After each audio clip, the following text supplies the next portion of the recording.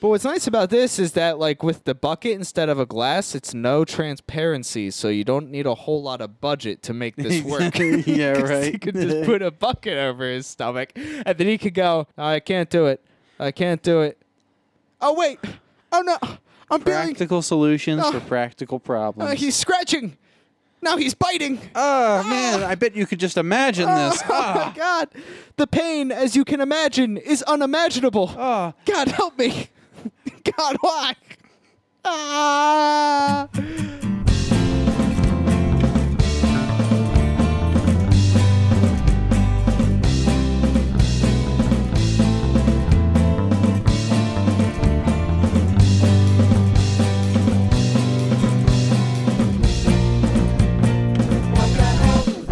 My name is Nate. And I'm Mike. And what the hell is that? What the hell was that? I don't Yeah. have a whole lot to say about this movie, honestly. I mean, I'm sure that once we really get into it, it'll kind of start pouring out of me. But as opposed to some of the other films that we have watched, this is one where we're coming right out the gate, where we watched this, like, the time that it took us to set up this recording situation Right. is more or less how long it has been since we have watched the film. So we Right. haven't really had a whole lot of time to, like, stew on it. Well, But yeah, again, I don't know. Like, not a whole lot off the dome right now. But I'm sure that once we kind of get the pot stirred a little bit, it'll be a lot easier to talk about it. I have the same kind of post-aftertaste to when we watched the first Fast and Furious, but I'm much less endeared to it, I guess. Actually, You I guess know? if you don't mind, let's Yeah. get right into our short recap of how we would describe the film in a few words. Yeah. I think I have one that kind of touches on exactly what you just said. Right. Which is kind of more of the same. Right. Like, yeah, it was kind of the same vibe as the first, Right. but yeah, again, not quite as endearing. No Vin endearing, Diesel. excuse me. Yeah. No Vin Diesel. Yeah, I was surprised by that. I thought he'd make an appearance. A firmer antagonist. Yeah. But yeah, more or less the same kind of components. I suppose if I had to say anything, it'd be like 3/4 Fast and 3/4 Furious. It kind of felt like, there was just a little bit. Kind of got maybe half Fast, half Furious. So half to Half-assed, 3/4, half to 3/4 Fast and half to 3/4 Furious. Yeah. Wait, Yeah. the half and 3/4 Oh Fast. yeah, come on. Yeah, we're not to the fourth one yet. No, because it's Too Fast, Too Furious. Ah, man. The Too Fast, Too Anyway. Yes, 1/2 to 3/4 Fast and 1/2 to 3/4 Furious. Yeah, that well, actually, before we get too much into the plot, Sure. Completely separate from Fast and the Furious and more from the meta commentary Bold move. of movies. Right. I have an anecdote that you have heard quite a few times at this point, but I think Okay. our listeners should hear this because this is a funny thing. Sure. Again, as you've heard quite a few times, not too long ago, I was scrolling through Facebook, Okay. and I noticed that somebody who I don't know, but their post came up on my feed because somebody else had shared it or something like that. There was a person who made a post that was essentially saying, well, after all the time that it's taken to get permits ready and yada, yada, yada, I am pleased to announce that we'll be opening a drive-in at insert location. Yeah, what? Are you afraid to say the location? I mean, not necessarily. I don't Don't want wanna to give it geolocate us too much. Geolocate us? Hey, In, I don't know. in our Escape Room 2, I shouted pretty clearly about 302. Which I edited out. Did you really? Yeah, I mean, not necessarily because I of was. the geolocation? That was more because I was like, this is like 2 hours long, and some of this stuff is not super Wow. pertinent to it. Shame. Hide Just your like I'll shame. edit this out. Hide your shame. Delaware, baby. Oh, no, Which one? Delaware, Ohio? Or like the state itself? Or Delaware County. Pennsylvania? You find out. Yeah. Anyway, Who knows? there is a drive-in movie theater that is being opened up in our state. And I decided, wow, that's pretty neat. I should share this to my Facebook friends because that is something that sounds very neat. Then it makes you officially the first person I've ever heard of actually sharing something on Facebook. I should share this. I think my followers would like this. So I shared the post and went about my day. And so then the next day, I went and saw my grandmother. My grandmother and my uncle were at my grandmother's house. And first thing when I come in, they say, "When were you going to tell us?" And I sat there just kind of confused, thinking, was there something that happened? Right. And so I just kind of looked puzzled. Then my grandmother says, "Your drive-in movie theater." Uh-huh. And then it clicked that my family, who does not quite understand how sharing things on Facebook works, saw that I had a post on my wall talking about the drive-in movie theater. Yeah, I mean, that after all the time I was for your opening. permits and all that stuff, I'm so Yeah. glad it happened for you. Yeah, so my family thinks I'm starting a drive-in movie theater, and rest assured, I have corrected them. But that has not stopped them from not understanding that and telling more family members that I'm opening up a drive-in theater. So just every so often I get like a relative that I don't see too often being like, "Hey, congrats on the theater. What movies are you going to show?" And it's funny too because at this point it's really like a coin toss of whether I'm like, "Oh, yeah, it was a misunderstanding. No, I'm not opening a theater. It's just one that's being open." Right. And then other ones where I'm like, "I don't know." Just the current ones, Yeah. I guess. Yeah, thank you. Thank you for wishing me luck. Of course. And you are right. We do have to go see a movie at your drive-in theater. Yeah, absolutely, right? It seems like What movie did you go and see without me? Jungle Cruise. I hate actually. you. I hate you. That's a betrayal. I've never Katie felt a wanted to see it. betrayal Come on. so deep in my soul. I come back from work. It's like midnight because that's when I get back from work. So it's like 12:15 in the morning. I'm getting through the door. Maybe it was an exceptionally tough day now that you care. And I come in, and what do I see on the counter but that so symbolic bucket of popcorn from our local movie theater. And I thought, well, that's strange. Usually I don't see buckets of popcorn appear on the counter. The movie's been seen.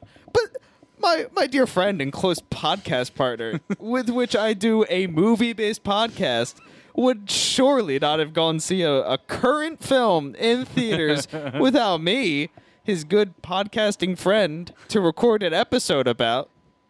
I would be happy to see it again. Oh, yes, see? Classic. We already did that with The Purge. We did. It's then you get to see it 2 times and have a fresh recollection. What are you going to do, lean over to me and be like, "Oh, this part is going to be great for the podcast." Then I'll go, "Oh, I'm so glad that you know. Thank you. No, that's great." Maybe I will. How organic your reaction will be the second time around. Yeah. Deep betrayal. Yeah. I do have a lot of things to say about Jungle I'm Cruise. sure you do. I sure do. I'm sure you do. But hey, we have Too Fast, Too Furious to get into right now. Oh, yeah, I bet So we do. save your petty squabbles Petty? for after the okay. podcast. Yeah, sure. Okay, so then fine. Kick us off with the 1/2 to 3/4 Fast and 1/2 to 3/4 Furious. God. Okay, let's get into the plot if we can remember. Okay, so it starts off at the race, I believe. Yeah. We have some street racing going on in the streets of Miami.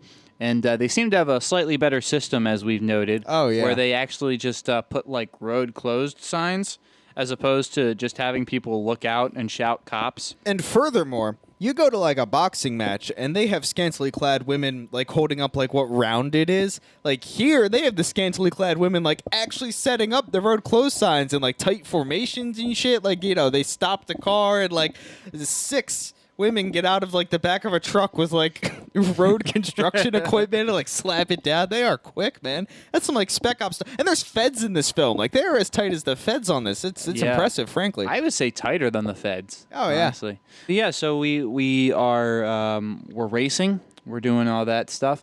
And then we're introduced to our good friend Tej, who we remember from F9. And this is his first appearance in the series. Yeah. And He's young Tej, and he's has like a full head of hair. who is apparently played by Ludacris. Yeah. So we've learned. How about that? Yeah. And so Tej is organizing races and Hell such. yeah. And so we have a couple different racers, 3 of them. And I think there was somebody who was supposed to race and dropped out Yeah, for they whatever just couldn't reason. make it. Graveyard and- shift, I think they said. Yeah, yeah. And he was like, yo, we got to get a 4th racer in here or it's not happening. And so then Tej calls up his good buddy, Brian O'Connor, who they called Bullets. Should have been Dom. Should have been Dom. We thought it was going Suki to called be him Dom. Bullet. I don't know what everybody else calls him. I think the Jimmy called him Bullets too. Okay, fair enough. Anyway, so then Brian shows up Uh-huh. and everybody's ready to race. Right. The stakes are set. They're relatively low unless you have to pay rent. Yep. Then they are very high. And so a race happens. Suki's introduced, who winds up playing a pretty significant role in the film.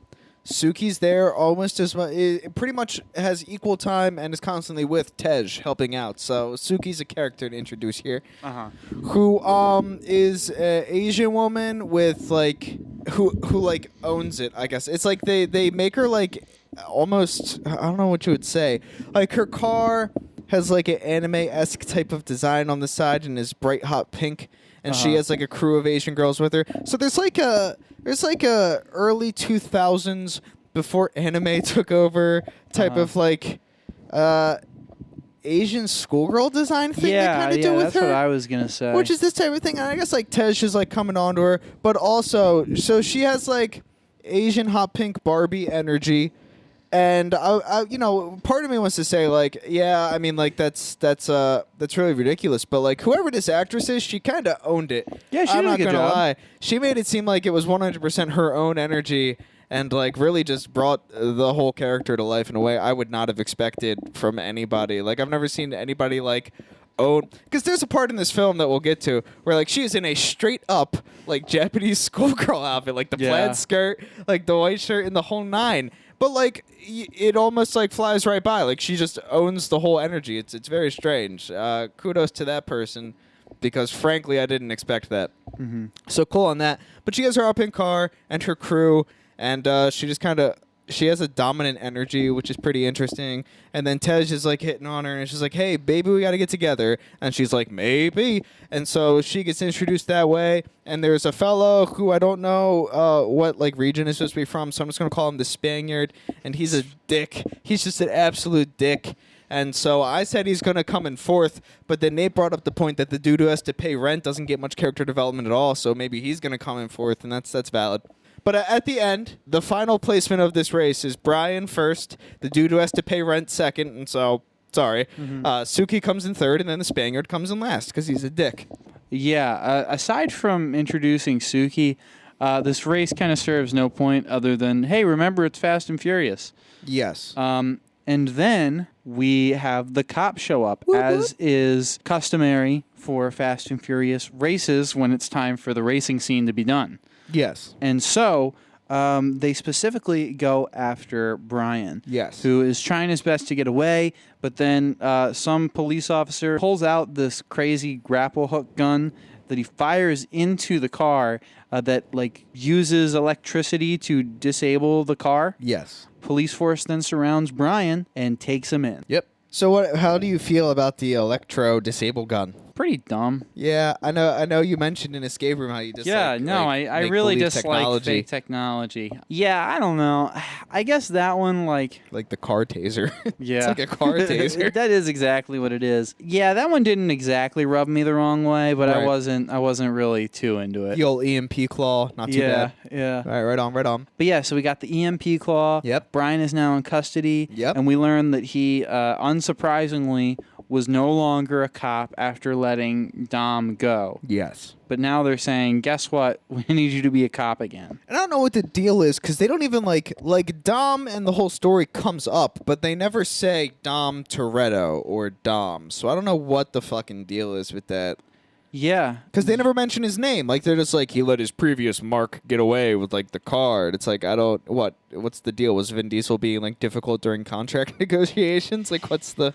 Yeah, I mean, I guess I have just kind of been under the assumption that Vin Diesel is, like, from the get-go been like, yo, this is my franchise. Right. But, yeah, I mean, I'm kind of getting the impression now that that is not at all what it was. It just at a certain point, it was like, oh, you know what? There's a lot of money to be made, and I like this. Yeah, and, like, I don't... Like, he's certainly not central to Tokyo Drift, to my understanding. At least not the first third.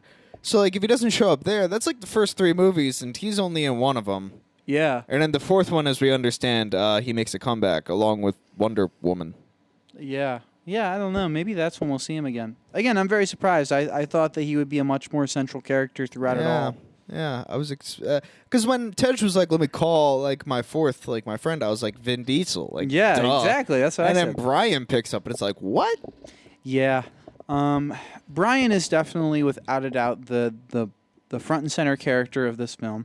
And he is now a cop again. And so then the cops... I don't think he's officially a cop as much as they're just like, you're not a cop, but you're going to be like our mole. Well, I mean, I think that was what it was the last time, too, wasn't it? No, because he was actually a cop in the last one. Now he's not a cop no more. Like, he doesn't have a badge. He doesn't have anything like that. They're just making a deal with him that if he can, like, help him out, they'll, like, I thought that in the expunge his last record. one they were like, look, he's gotten, like... he did 2 years and yada yada yada. No, that was just funging his record so that when people like look him up and when he has to get in the underground, it's like, yeah, man, I did 2 years for carjacking. I did but not he pick was up on definitely LAPD before, and now he's not LAPD because he let Dom Toretto get away, Interesting. so they fired him. Again, I thought it was very much like, all right, you're doing this, so we'll let you go free. And then they were like, okay, now for real, this time we're making you do this, and then we're going to let you go free. Right. No, I don't know. I could be absolutely wrong, but that's not my understanding of it. Well, all the same, the situation that he To me. is in this very moment Yes. is that he Regardless of used his- to be a cop in some capacity, whatever Yes. that may be. Right. And he is now being a temporary cop to expunge his record. Yeah, he gets a junior bat. No, he doesn't. And so initially the police are like, all right, here's going to be your partner through this. Well, they point to like this like corny looking dude, and he's all like, "Yeah, you two are going to infiltrate the underground racing scene." And so like Brian's all like, "All right, buddy, that I'm going to be infiltrating the scene with. What's like the capacity on my Giotto's like drive?" 12 or 24, and he's like 24, and then he points at like the cup from the pizza place he has, which is called Giotto's, and he's like, I didn't know pizza places had like Nos or whatever. Oh. And then it's like, oh, this guy clearly doesn't know what he's talking about. He's going to get like uncovered in a fucking second because he doesn't know a damn thing about cars. I doubt he can drive one. And so he's like, I'll do it, but you got to let me pick my partner. And they're like, all right, who's it going to be? To which Mike and I were like, Dom Toretto. Yeah. But no, we're actually introduced to another character who we know from our F9 extravaganza. Yeah. And so here we learn that Brian and Roman have a little bit of a history together. So they then find themselves, this is Brian and the head police, or like Fed Bilkins. officer. Yeah, Bilkins is his name. But he's the head of the federal U.S. Customs, I believe, is the branch. Yeah. I don't know. He's The- in it. I don't know if The he's feds. The feds. the head. Anyway. He's a Fed. Yeah. They are at the demolition derby. Yes. Where they see Roman demolishing it up. Hell yeah. And then after the demolition derby is over, they then confront Roman. And Roman is very confrontational Yes. with Brian. Clearly, whatever history they have together, it ended poorly. Yes. And they start fighting and do some very bad fighting. And I'm going to choke you. oh god, I know in the very little of the Fast and Furious I've seen, Brian is meant to like be like someone who does like an MMA like Brazilian jiu-jitsu style like fighting, like he can do like triangle chokes and shit. And I guess this is the foundations of trying to establish that for his character. But it is not very well done. Yeah, it was pretty rough. Oh god. And so yeah, they have a little scuff and then get a little passive aggressive about it, and Brian throws some like sand and stuff like that. It's very weird. But yeah, Brian gives him the lowdown and says, "Hey, look, man, you're under house arrest and you have all these charges under Yep. you. And everybody knows that. You do this with me, they wipe your record clear." Absolutely. And so he hesitates a bit, but he decides to join in. And there are a few moments where he's like, "I don't know if I should trust you, man," but he ultimately trusts him. Yes. And then they very quickly become buddy-buddy. Yeah. Yeah, more or less. Yeah, they go from very openly aggressive towards each other to slightly passive-aggressive to playfully banter, like, "fuck you," to then being buddies again. Yeah, pretty much. Yeah, like they're not really like mad at each other anymore, and they just kind of like chill. But yeah, so then the feds then tell them what they're doing. Yep. There is another undercover agent, Fuentes, I believe is her name. I'm gonna say yes. And yes, Monica Fuentes. And she has been basically undercover at like essentially acting as the significant other of Carter Verone. Yep. What does he do? I have no idea. My guess is drugs. Yeah, I guess that I think they did say something about the cartel. Either way, he's a bad guy, Yeah. and the feds are trying to get him taken down. Yeah. And so she's on the inside, has been for like a year or so now. Yeah. Now these two new operatives, being Brian and Roman, are going to have to do some sweet undercover car action Yep. to bring the whole operation down. Yeah, exactly that.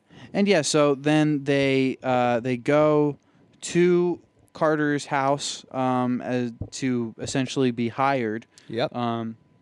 And there are several other car racer people as well. And, Yeah. And so then Carter then to this group says, "All right, I need you to go to the impound lot across town and get my red Ferrari. Inside the Ferrari, I don't give a shit about the car. Inside the Ferrari, there's a package, and I need you to get that and bring it to me." To which then some guy is like, "What is this? What did he say? An audition? An audition?" And then Carter says, "Nobody's got a gun to your head." Uh-huh. Which I thought was weird. And then they all start racing to this impound lot. Yeah. And then they go vroom, vroom. Car stuff. Yeah, and Roman and Brian are in first and second, and then the third guy tries to like maneuver between two tractor trailers and gets just as the other two did with Yeah. success. right, but he fails, bounces back and forth, and then gets like mowed over by a tractor. It was pretty graphic, Yeah, it was like, without a doubt, this man is dead. and this seemed like a partnership type of thing. Yeah. Because it's like first team to get back, so that's somebody's teammate that just got wrecked by this tractor trailer.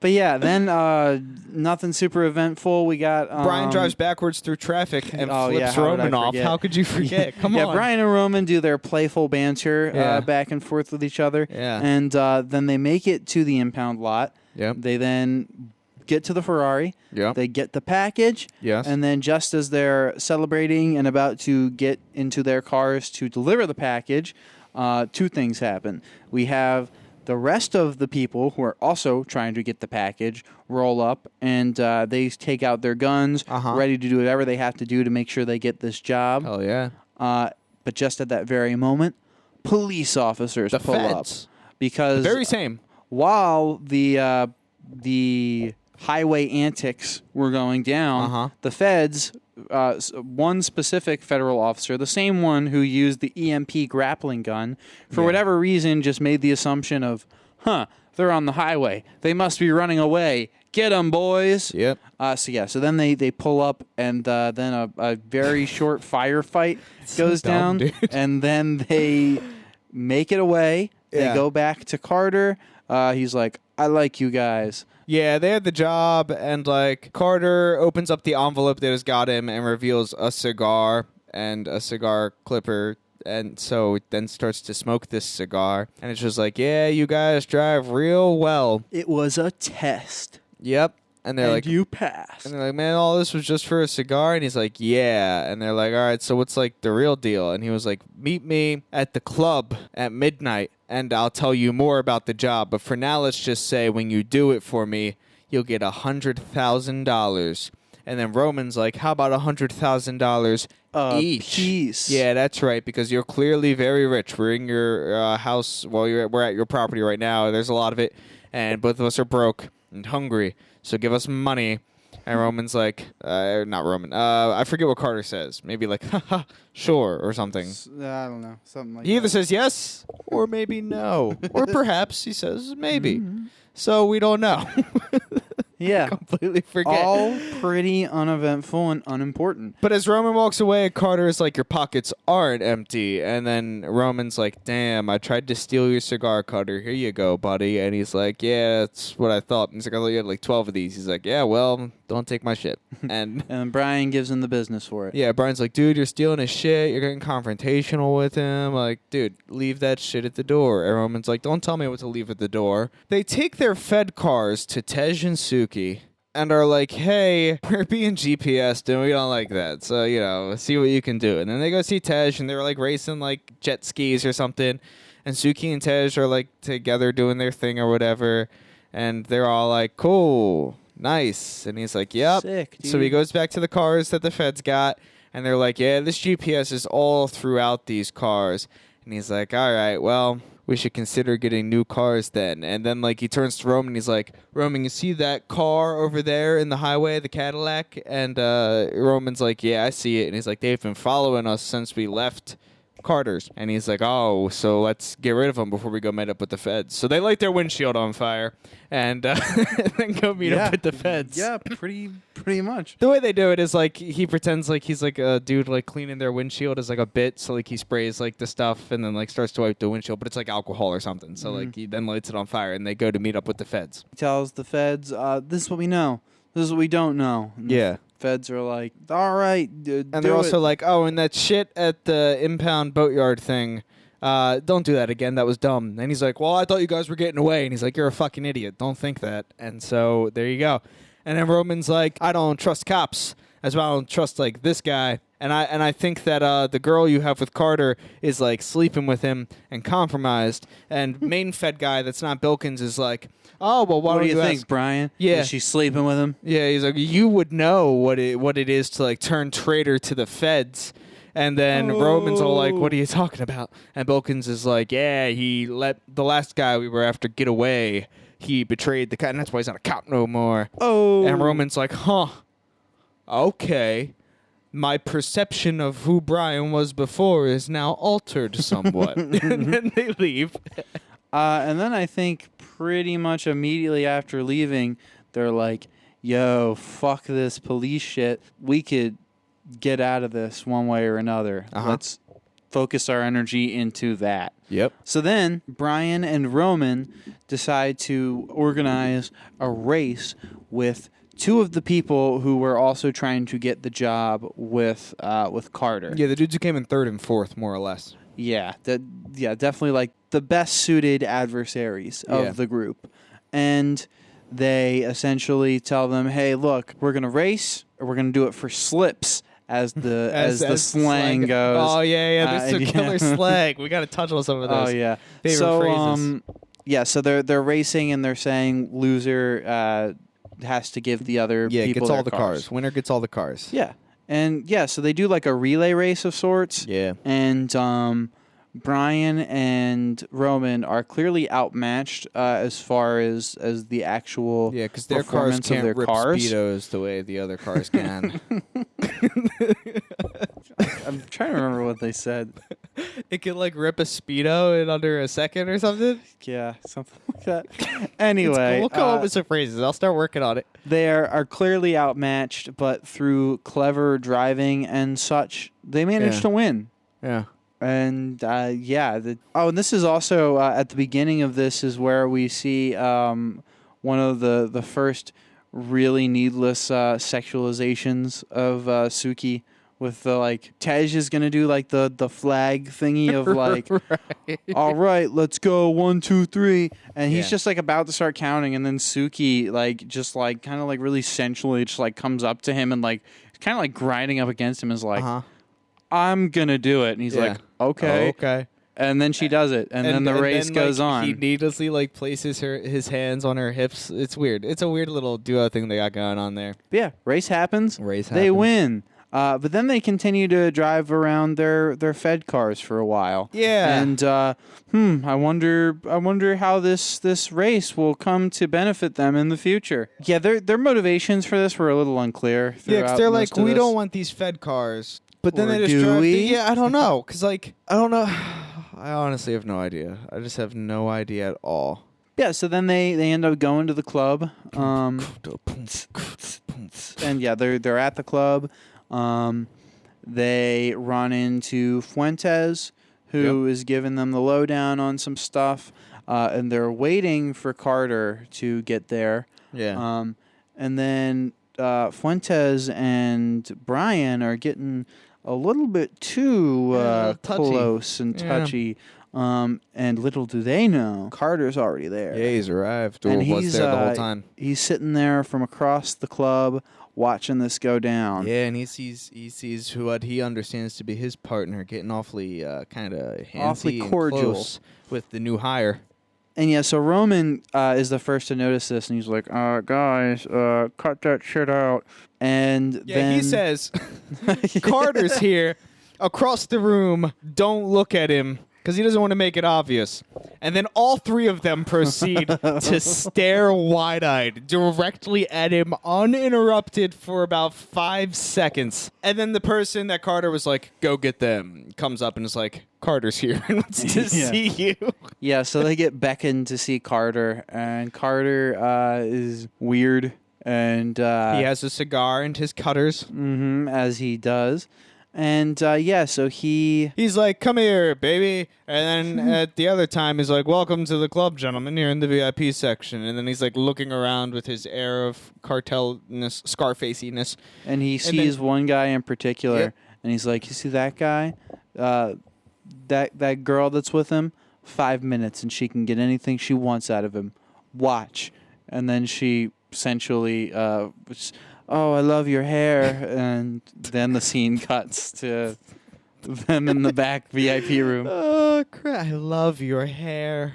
Yeah, so then we have our group that is Brian, Roman, Fuentes, and Carter and his goons Yep. in the back VIP room. And then we see the girl who just complimented this gentleman's hair bringing him back into said VIP room.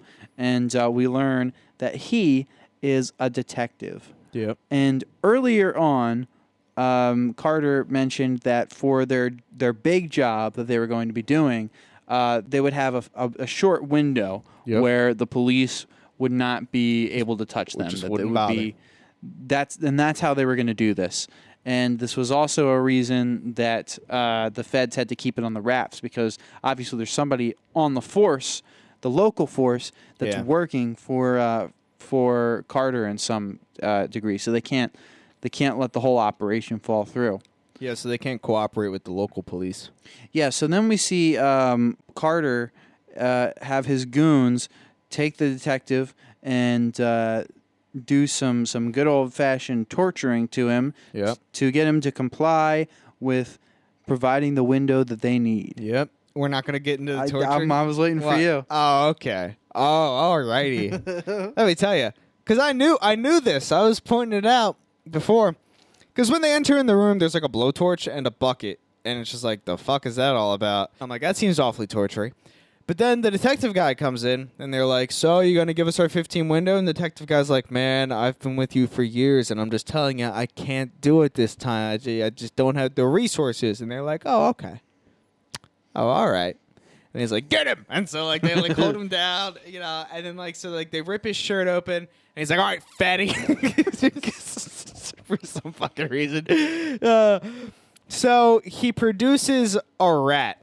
Just like a rat, like squirming. And my first immediate thought was, oh, is he signifying that this guy's like a rat? Is he going to, like, do something to him? And I was like, no, wait, no, I've seen this before.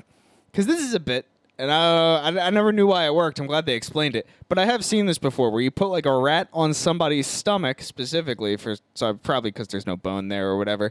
So you put a rat on somebody's stomach and then put like, I've seen it with like a glass, like they take like a bar glass or something and put it over top.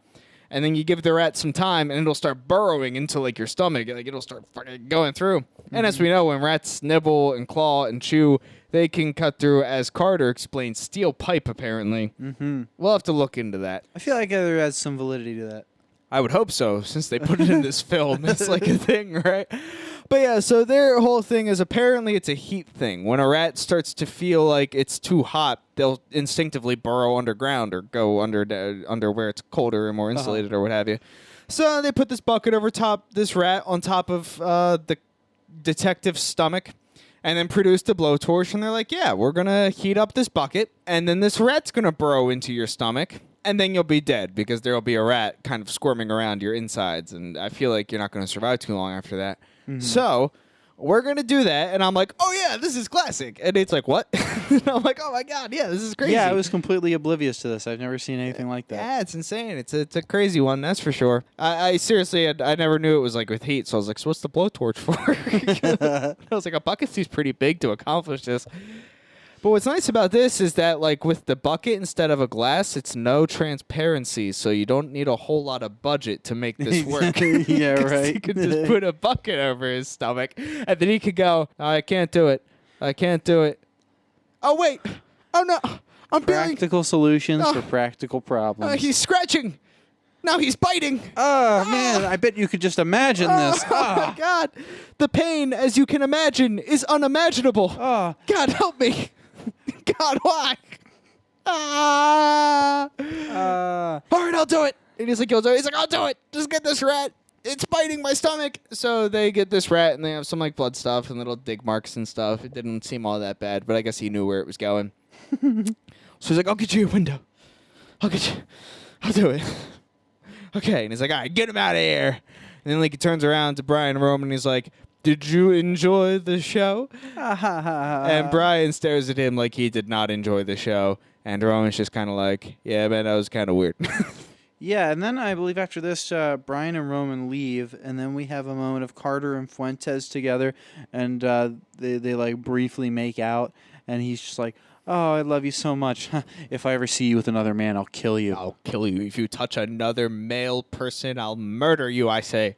And then pretty much immediately after that, we then have a scene with Brian. Brian's on his houseboat, and then who comes down and sits on the foot of his bed other than Fuentes. Bump.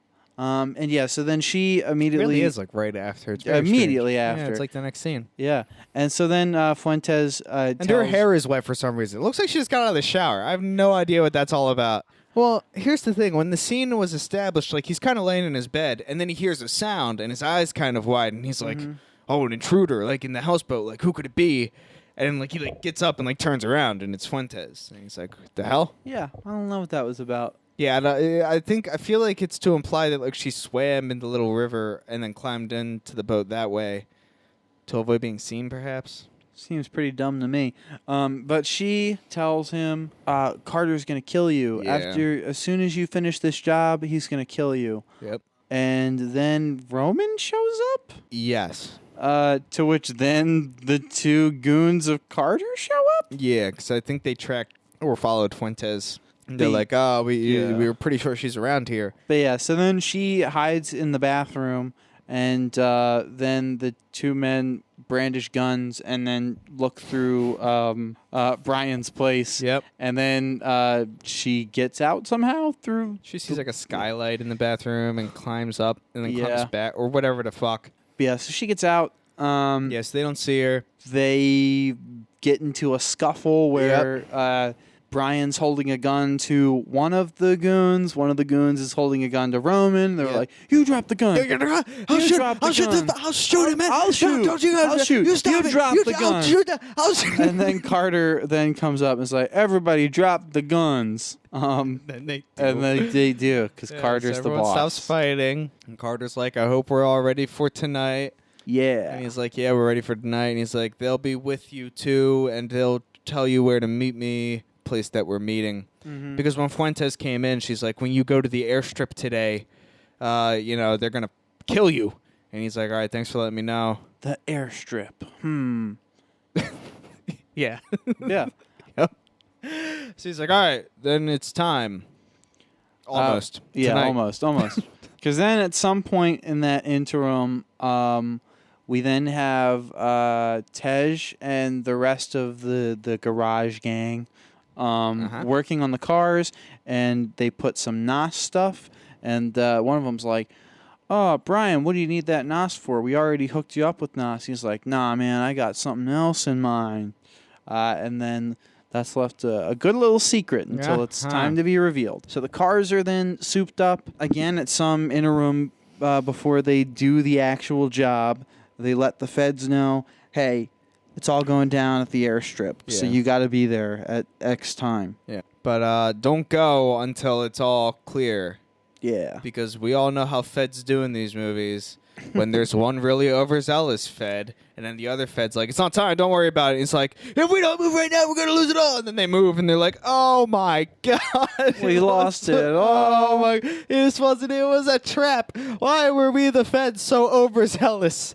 I hope we don't do this next time. Anyway, Roman is kind of like, man, we got the feds breathing down our necks, and we got the dudes who are employing us trying to kill us. Like, this is a shit deal. And Brian's like, yeah. This is a shit deal. He's like, yeah, man, we're going to have all this money in our car, and we're going to go to them, and they're going to kill us. Like, what are we to do? And Roman's like, well, I mean, we will just have 2 cars with some of the best drivers ever with a fuck ton of money in the trunk.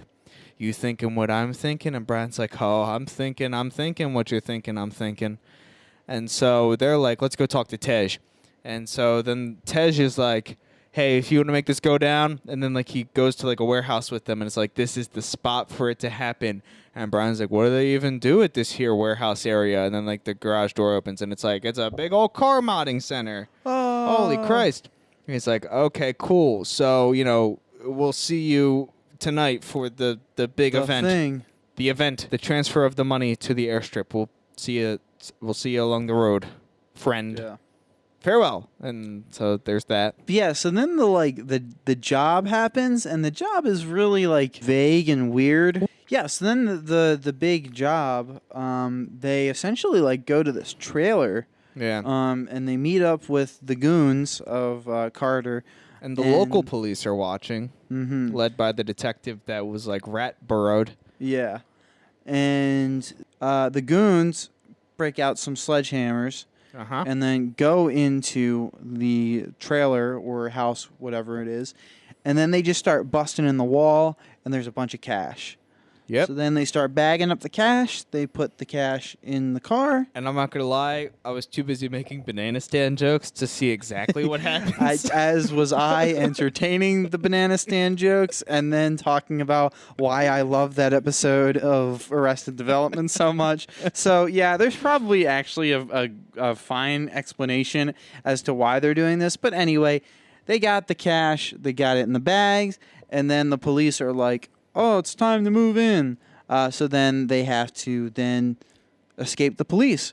So they try to do that. But this is the thing. Like, did the detective fail or something? Is he like, no, don't move in yet for 15 minutes as promised or whatever the fuck, right? Yeah, it's and then like unclear. the rest of the good cops are just like, let's get him. And he's just like, oh, God, this is going to be my stomach. Like, what's the deal? That's what I think. Because he's just like, hold. And they're like, fuck holding. We got him. But anyway, yeah, all the same, the police are now on them, and they have several squad cars. They have like a helicopter. They're getting chased, and one of the people in the helicopter even breaks out, dun dun dun, the EMP grappling gun. Yeah. And yeah, so then it fires into Brian's car, and then he has to dislodge it somehow. So he says to the goon, he says, "All right, take the wheel." And so he like is still managing the pedals, I guess, but then is like reaching out to try to pull out the electrified grappling gun, which he uses like a piece of cloth to insulate his hand, I guess. Yeah. And I kind of miss this, but Mike pointed out that the goon who was in the passenger seat with Brian, was like, I can't drive. Maybe he hires people who can't drive exclusively, so no one will make off with his cash. Yeah, right. Yeah, that's the way. They to do won't it. get too far if they can't operate a vehicle. Brian manages to get the EMP grappling hook out of his car, and then they make it to the garage place that Tej was mentioning before. Not only does he get the EMP out of his car, though, Mm-hmm. he successfully throws it back by hand into the lead cop car that's chasing them, shutting that car down. Causing a pileup. Yeah, with Of at cop least cars. 5 fatalities, I'm sure. Yeah, right. Again, further proving my point that Fast and Furious cast members do not care about casualty. Uh-huh.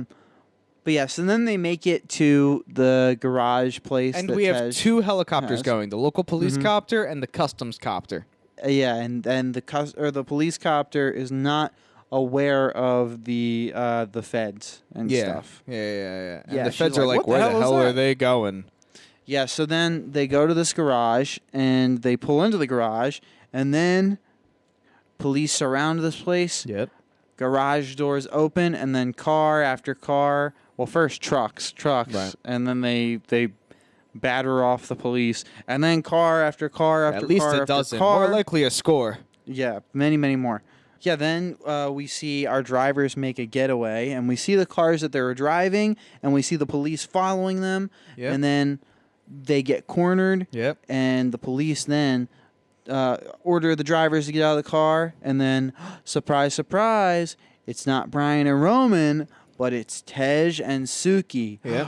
But what cars could could Brian and Roman possibly be driving? Huh? None other than the souped-up muscle cars that they won in their race. Hell yeah. Thank God they owned 4 cars. Uh-huh. Yeah, so then they start driving off in their muscle cars. Yeah, with their goon pals. And we have the customs officers at the airstrip Yeah. waiting for the moment to go and shut down this operation. Yeah, and they see like a van there. Mhm. Yeah, like there's our van. Typical, we got to do it now. No, you wait. Yeah.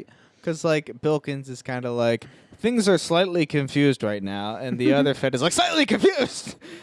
Yeah, to say the least. So. Yeah. I mean, more or less, this is exactly when, like, the Fed is like, all right, let's go. So, like, they run up, and as they, like, cut that while he's going to it, Roman is driving with his, like, goon pal, and, like, is talking to his goon pal, and he's like, I'm glad we've developed closeness, and you seem to like me more since you've seen my very impressive driving. And they're driving down that road in the Florida Keys that is, like, just one solitary road heading to, like, the Keys, like, the islands part. So he's heading to the airstrip, and they're about to get to the airstrip because Roman's in the lead. And so Roman pulls out, like, this little, like, buzzer button, and it's just like, all right, my man, it's been nice. We're about to get to the airstrip, so long. So he pushes the buzzer button thing, and this is what the other NOS tanks were for. They've made an ejector seat. So, like, the NOS does its little, like, boom thing and, like, blows the door off and then slides the passenger seat out. But he's okay because he lands in the water. And so Roman has successfully shaken his goon as the feds close in on the airstrip spot. And then, like, they pull out this guy, and it's not Carter at all. In fact, it's a rando. And they're like, who the hell are you? And he's like, oh, me? Not Carter, Yeah, that's he for doesn't- sure. He doesn't even say anything. He's just like, what? Hit me? I don't know that I'm the guy you're looking for. And so then the goon that's in the car with Brian, as Brian's about to hit his NOS button to activate the ejector seat, Yeah. the goon happens to be like, all right, now you want to turn here, which is not where Brian thought he was turning because he thought he Yeah. was going to the airstrip. Because Brian's like, there's no airstrip in that part of the Keys. And he's like, who said anything about an airstrip? And then Brian, confused, takes his walkie-talkie and is like, Roman, we're going to this place instead. Plans Change your plan. Yeah. And so then they end up pulling up to the place that is actually where Carter is at.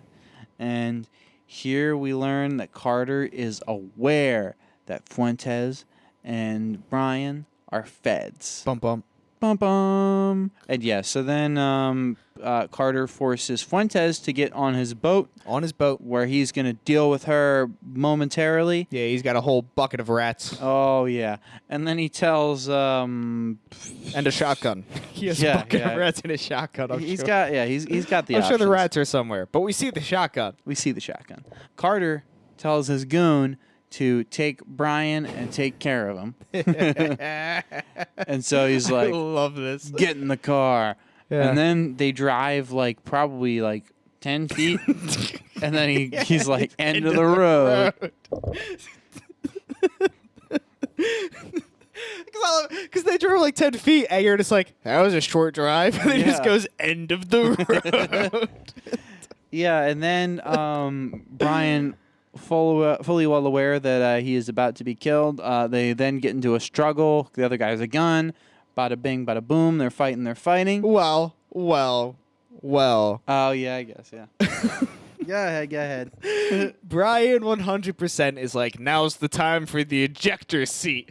So he pushes the button, and nothing's happening.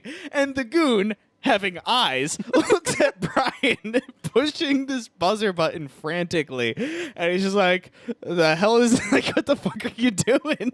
And so he just keeps pushing, but the goon, instead of like shooting him or getting out of the car or immediately just being Yeah, he like, just enough of watches. this, he's just seeing it push the button and What he does starts that going, button do? what's going on? Like, what do you do? What's happening here? What are you doing? And this What- gives enough time for Roman to pull up and save the day. And Brian has no plan B. He's like pushing this button. Nothing's happening. He doesn't then be like, oh shit, the button's not working. I got to start fighting this guy. Like, he just keeps pushing the button. Oh, thank God for Roman. Though I'm thoroughly convinced, because it was a long time that interaction was happening, like a full 5 seconds, where it's just like, he's like, what's going on? What's that button supposed to do? What are you doing? What are you up to? Yeah, it was pretty dumb. So I think Roman probably would have had a good 5 minutes before he's like, all right, enough of this. Yeah. I'm just going to shoot you. Enough messing I around. don't know what that button's supposed to be doing. But I like your pitch where he kind of like fakes himself out with it. Yeah, He's he's like, "What's "Oh, that God, button it's doing?" happening. Is it happening right now? Is it like, Matt? Oh God, I feel it getting worse. Oh God, this guy, I can't. Oh, I'm just gonna go, man. Just like runs out of the car. But yeah, so they end up he ends up fending him off. They kick him while he's down about 10 times. They really. And then they get into Brian's car. Because Brian has the gun, and like the guy's down, he's like kind of pointing it at him, but then he like looks at the gun and like puts it at his side, and then starts kicking the guy. Love it. so he does. Love it. They do some kicking. Ugh. Are you tired, Nate? I am a bit tired. What time is it? Yeah. Like midnight? Yeah, it's Little about bit past? midnight right now. Yeah. They kick the guy while he's down. Yeah. They then get in the car, and then they're driving alongside the river or bay, whatever the hell it is. They're driving along the body of water at which the boat is riding in.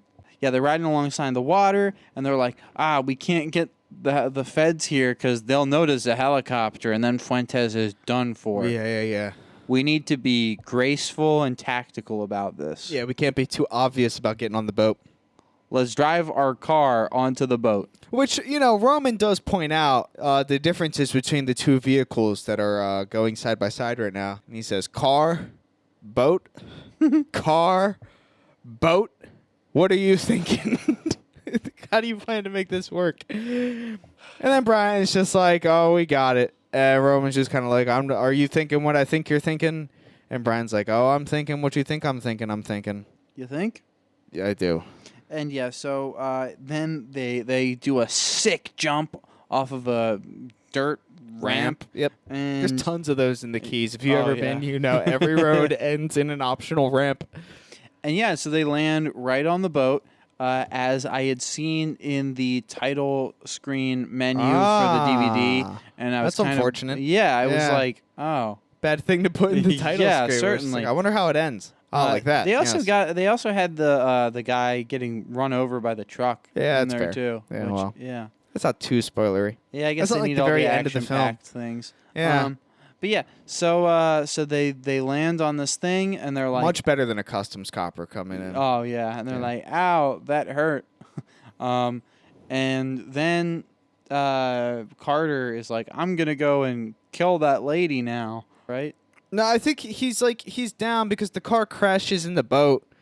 You know, like the Carter sees like a shadow appearing behind him, turns around, and then sees a car hurling towards him, and he's like, "Oh shit!" So he tries to like backpedal a bit, and then falls down, and is like, "All right, these two fellas, I'm gonna finish them off. My shotgun is just in my arm reaching range." So he goes to reach for his shotgun, and then Roman turns to Brian, seeing that he's reaching for his shotgun, and then he's like, "Brian, gun, handgun. You have a handgun." And so Brian pulls a handgun, and as Carter comes up to shoot him with the shotgun, Brian shoots him with his pistol in the shoulder, and he's like, Incapacitates him. he's like, "I'm in pain, but I can still reach for my shotgun." But who comes up to grab that shotgun other than Fuentes herself? And so she pulls the shotgun up, and Carter just kind of like laughs, and he's like, "Oh, this is not how I thought my day was gonna end." And that's how it ends, because then the customs show up. Yep. Heartfelt moment of the police officer who's been after at Brian's neck the whole time. Yeah. Is like, you know what? You two did a good job. There's not any more money, is there? And then Roman's like, nah. Just those 3 bags. And then he gets the 3 bags because he has a change of heart about keeping the money. Yeah. And then And he's like, "And these 3 bags, all right?" and the police officer's like, you know what?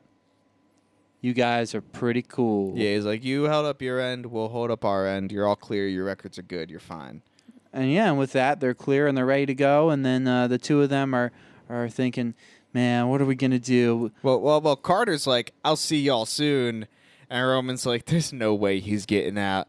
And he turns to Brian, he's like, "You think he's getting out?" And Brian's like, "Oh, he's getting Oh, out." of course he's getting So it. I guess they're kind of teeing that up for the future, where Carter's definitely like going to be a free man soon, so don't worry about that.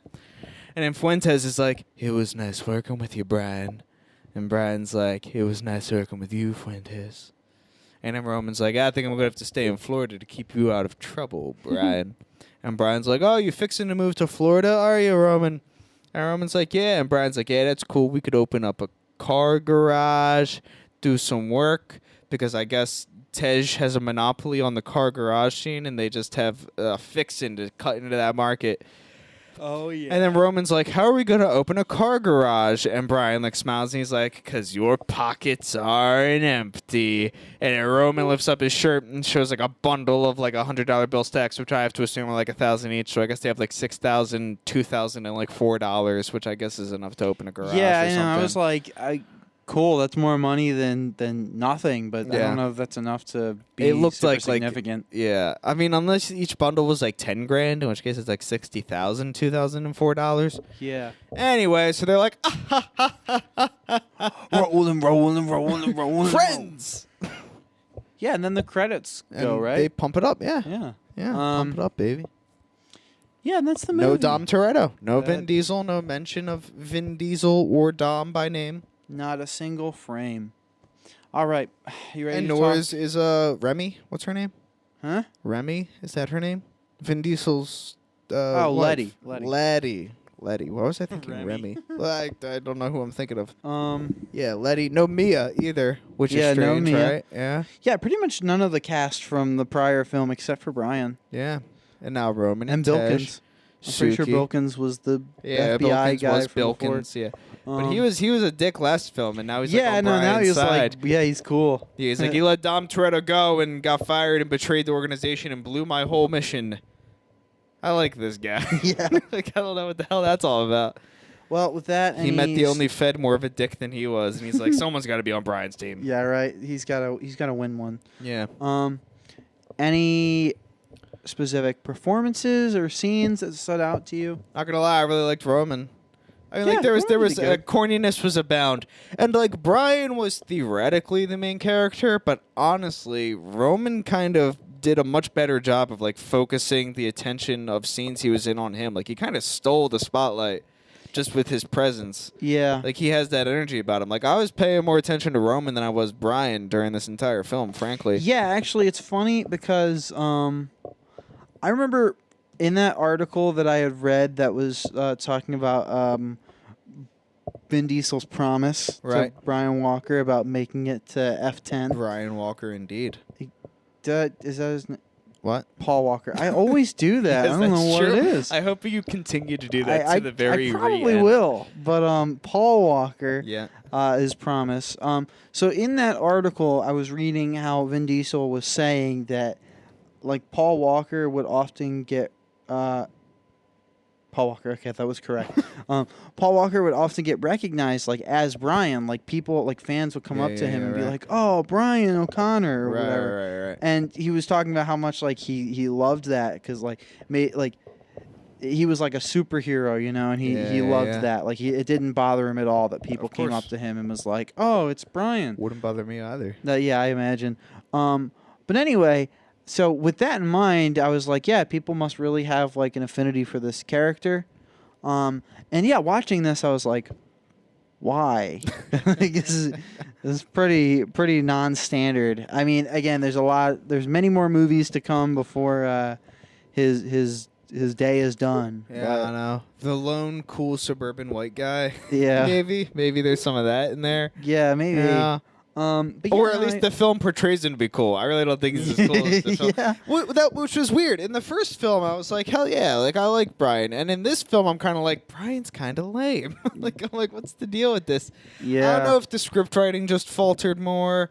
I don't know if his corniness playing off of Dom just resonated better as opposed to his corniness going unchecked. Yeah. And kind of like making it seem like, because Roman had a corniness about him but played it well, and I think Brian and Roman both had a corniness about them that I guess was meant to complement and play off each other, but it really didn't.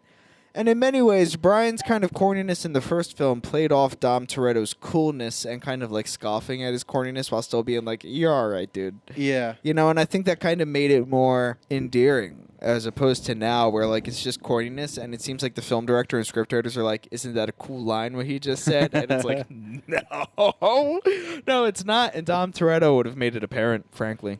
Yeah. Roman was good. Yeah. Brian was okay. I mean, again, just like I think, like you said, just really corny. It seemed much more out of place this time. not Much very more cool. awkward. Yeah.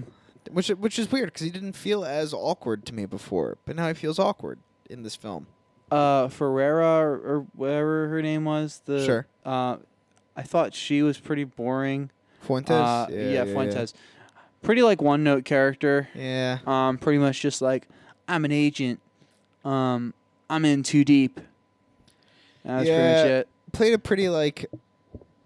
Also, just a lot of like Carmen energy, you know, Yeah. like seductive femme fatale type thing. But like, it seemed like the entire film was more just like, how hot is she? Yeah. How hot is she? Huh? And you know, there was a lot of that in this film. I thought the first film had a lot of baseless like male gazy stuff, mass gathering party energy. And like this film had more, and somehow it felt more baseless and more directionless. In the first film, it felt kind of spring breaky. In this film, it felt, I don't even know what. horny.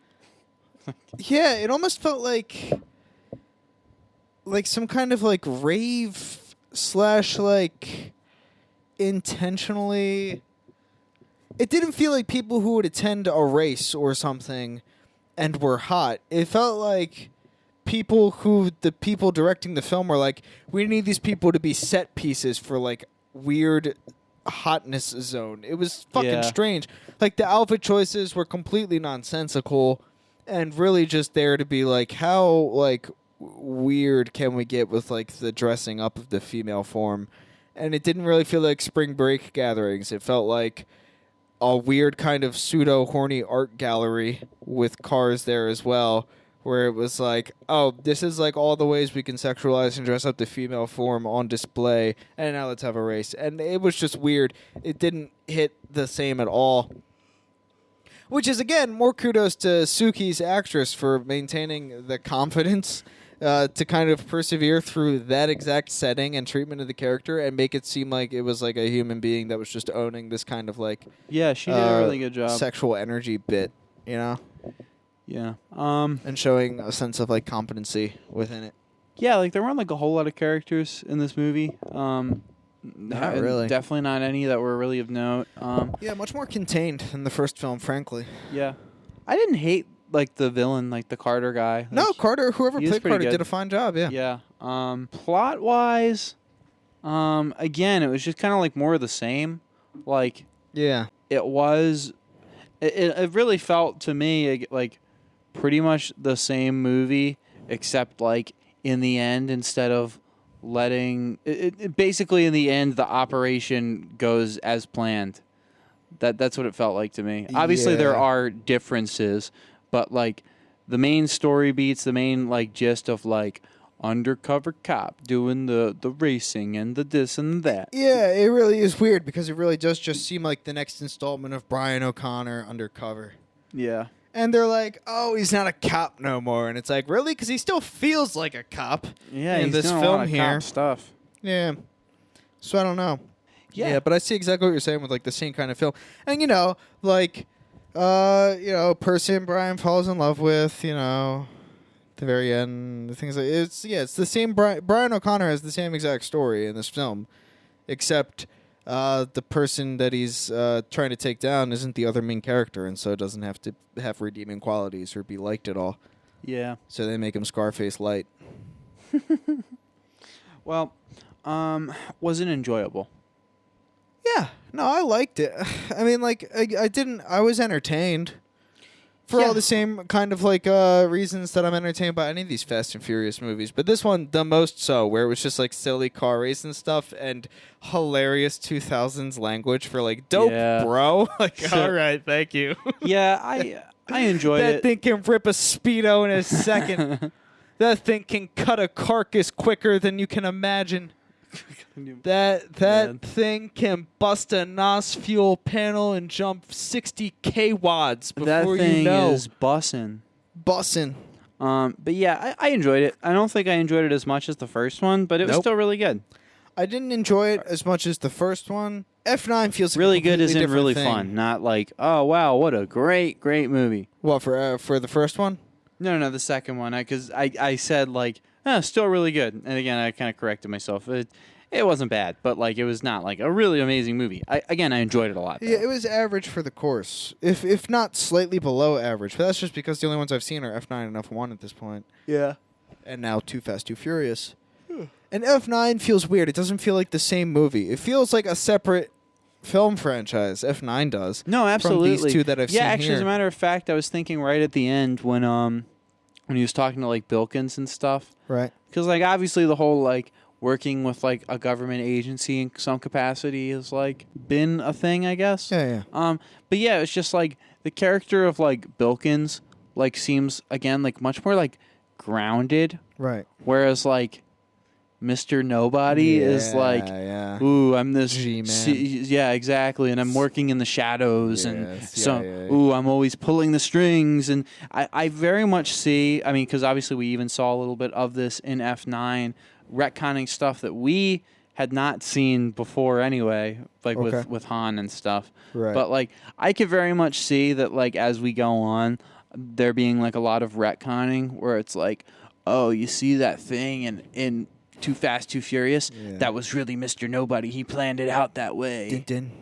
Yeah, I could see that happening. Well, Which, yeah, I it's silly. imagine it's going to be happening with Cypher, right? Like, Yeah. Cypher's going to be like this string puller. She funded Carter. Like, I don't fucking know, right? Yeah. But like, Well, I'm with Mr. Nobody. I think it's not going to be a malicious thing. Like, yeah. you know. I see what you're but- saying there. But yeah. Well, with that, do you want to get into reviews? Yeah, let's do it. I will read my my 5-star review first. Right on. And this is from Paul Vavaratos. All of these movies are the best in the world, and next year it's Fast 10, and make more until when you are done.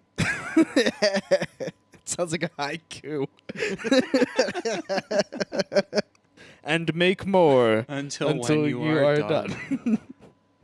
I don't, damn online language, because it makes me like, I'm sure this person is a perfectly intelligent and competent individual, but the way they just type that out makes me feel like they're like just like watching a movie, see cars go fast, and they're just like, best thing ever. Oh my god. So when like that's the way they phrase it, I'm like, you would you're exactly the type of person that's just like, bro, how cool was that? And I think Anarchy 2021, the person whose 5-star review I'm about to read, because it's like, it's bullet points, it's not even sentences, probably condenses that man's same opinion on the matter as to why this is the greatest film ever. I'm curious to see a condensed version of that. Oh, okay. Ready? Best movie ever! Exclamation point. Smiley face. 4 points. First point, fast cars. Second point, heavy ammos. Heavy ammos? Heavy ammos, yeah. Okay. You know, like EMP guns and Yeah. Rockets and shit. Is there rockets? I think EMP guns was probably about as heavy as it got. Probably about the heaviest ammo, yeah. Heavy ammos. Okay. Third point, dope ladies. Dope ladies. And fourth point, because they've run out of adjectives, dope actors. Yeah, I like that love they me differentiated some, ladies and actors. Yeah. Thank you, Anarchy 2021. So yeah, best movie ever, fast cars, heavy ammos, dope ladies, and dope actors. Well said. Says Anarchy 2021. And that's the thing, like, I have an ape brain like any of us. I can get on board with some heavy ammos, fast cars, dope ladies, and dope actors. Like, yeah, I mean, I'm in almost on the premise of that. But the thing is, you can't just, like, throw that all into one big pot, put it forth, and be like, how cool is this? I'm like, no, I need more than that to get engaged in it. You get, because otherwise I'm just like, this is this is ridiculous. I'm just like, this is lame. It's lame is what it is. Unsophisticated, I say. I need sophisticated dope ladies and dope actors and sophisticated use of heavy ammos and fast cars. Thank you. It's very interesting. I'm so above it all, you know. My dope ladies need to serve the plot, thank you. This one definitely not as heavy on racing. No. Like fast cars were, I guess, a big part of it still, but not really racing. No, not racing. More like maneuvering. Yeah. This is definitely more agile than it was like 1-to-1 racing. Although, we did get the relay scene. That's true. We did get the opening race. And we Yeah, did get actually, the car, the envelope retrieval. Yeah, to be fair, this might be just as much racing as the prior one. Yeah, so but the problem is they put all the racing in the first half.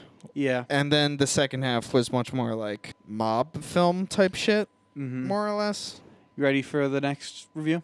Yes. So, listener, surprisingly, there aren't any one-star reviews. Surprisingly. I do say surprisingly, because every movie we've seen so far, without fail, has one-star reviews. I like to think because this is too fast, too furious, the lowest they could go is 2. Yeah, so we'll actually be reading from a selection of 2-star reviews. And again, this one is pretty short and sweet. So this is from a Mr. Lawrence York. And it simply says, "It was great to finally see some real cars in this one. Camaro and a Challenger." Yeah. I think those are the 2 cars they won. Yeah. Are the Camaro and the Challenger, yeah. Well said, That's Lawrence. my guess, Thank at you. least. Yeah, 'cause the other cars, they're not real cars. I think what he means is like sensibly non-primary colored, like all deckled out decal, whatever the fuck it is. You know, because every single car you see in this film is like the color of a candy store and has like flames or horses or anime girls just down the side, dragons and shit. Yeah, this kind of like, it screams to me like an older guy who likes the racing aspect of it, but he's like, I just wish that they would drive some normal American muscle cars. Yeah, I think he probably likes his cars, but likes the cars and not like, I don't see why all these urban types gotta get in there and make them all colorful. Yeah, appreciating the bodywork and the color choices of GM factory default, please. All right, so fair. And by fair, I mean, I don't get you, Lawrence. Like the other cars aren't real? What does that even mean? No, anyway. Yeah, very strange. I think he just means cars you would see likely driving on the street that are performance cars. But I'm going to read the only review here that is like a paragraph long, because there's 4 reviews total. This one's from Matthew Lally, and he takes care to let us know that it's spoiler-free, his 2-star review. This is one of the weaker installments in the Fast franchise. Walker is okay here, but Tyrese isn't heavy enough for the role. The story is pretty much non-existent. You've got the same mix of stunning women, car chases, and non-stop action, but it doesn't feel as weighty as some of the other installments. A bit too cartoony, and the script is awful. Pretty hollow action movie. Yep. Yeah, I'm trying to weigh stunning women or dope ladies. Is that which would you prefer? Stunning women, dope ladies. Dope ladies feels more genuine. I feel like this guy had to I choose agree. stunning women. Yeah. You know, like he was at the the keyboard. Like, what should I say? Stunning women. I like dope ladies better. I do as well. That guy seems more genuine. But no, I think he's right. Like, you know, like it's just like they're just like, yeah, the first movie was real good. We got no Vin Diesel, but we can just do more of the same. And you know. But it just wasn't. The characters just didn't play off each other as well. I mean, I liked Rome. He was cool. But like him and Brian didn't really seem to have the chemistry I was kind of looking for. Yeah. It seems like Brian didn't really care for Rome specifically as much as like Rome was just like this wacky character and Brian was just kind of like along for the ride. Yeah. And Yeah, I didn't sense a whole lot of that like we go way back. Yeah, no, for sure. That was not like super convincing. Bilkins seemed like he actually did have history and cared about Brian, so that was cool. Fuentes, yeah, the 3 like Fuentes, Rome, and Brian didn't really like play off each other too well. I mean, I think Rome and Fuentes had all right like banter, but they barely interacted, which was the problem. So Yeah, I thought that the just the fact of having like Brian and Fuentes like having a romantic thing like so unnecessary. yeah, Like, I mean, you know, I would say so unnecessary, but for this film franchise, totally necessary. yeah. Yeah, the people who are devout fans of this would be like, "The fuck? Yeah, no, what for the sure. hell is this? Why is Brian not with Fuentes? This is Why ridiculous." isn't Brian having sex? This is pissing me off. Well, to be frank, I don't think they actually No, they got together didn't, proper at yeah. all. Like they kissed, which was weird at like the boat where she's like, "Don't get killed." Yeah. I guess there was a very like kind of non-committal kiss there. I don't know if that was supposed to be the big moment where it's just like, I'm attracted to anyway. Yeah, but like Carter did a good job as like Big Baddie, but like all of the actors seemed like they acted their roles right past each other. Like I didn't see anybody really playing off each other at all. And that's why it kind of felt disconnected for me a lot. It felt like everybody was just doing their own acting thing in a room alone.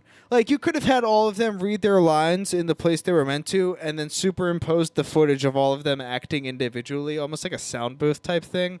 And it Yeah. would have felt like the same film to me, I think. Like I didn't see a whole lot of dynamics there in between the actors.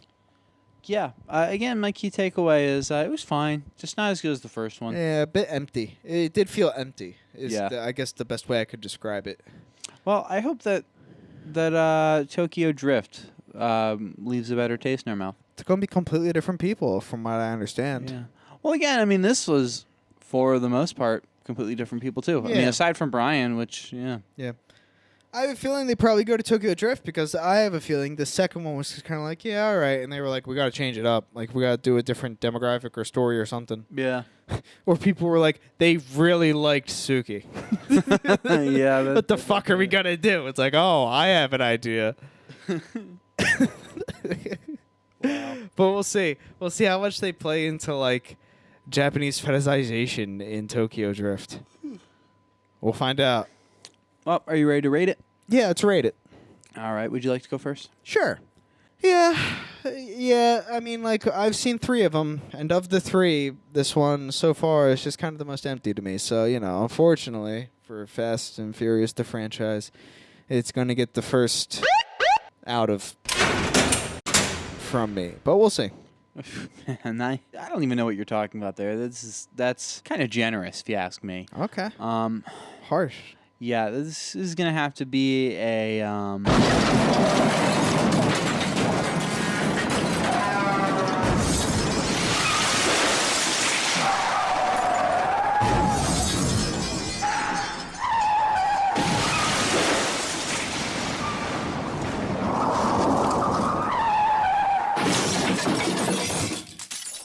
out of. Yeah, I mean, the series still has promise. I don't know. I sense some anger in that rating there. I mean, come on, you come off of the first one, and you expect the same caliber. Yeah, that's fair. The disparity is pretty stark. Yeah. Well, with that, viewer, I hope that you enjoyed that, and we will catch you next time. I would say for Tokyo Drift, but that'll be the next in our Fast franchise. Yeah, I would have thought it might have been Jungle Cruise. But here we are. But here we are. All right, are we viewer, not? We'll see you next time for Jungle Cruise. No, we won't. Oh, come on. Are we even going to do Jungle Cruise at this point? I'm happy to do Jungle Cruise.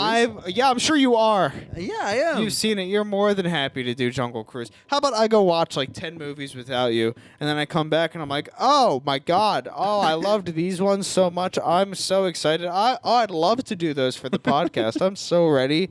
I would be. Wow, thanks, Mike. Thanks for doing the you legwork wouldn't. here. No, you wouldn't. That's a lie. It's an absolute lie, and Whiskers knows it. All right, and we will see you guys next time. My soul's been betrayed.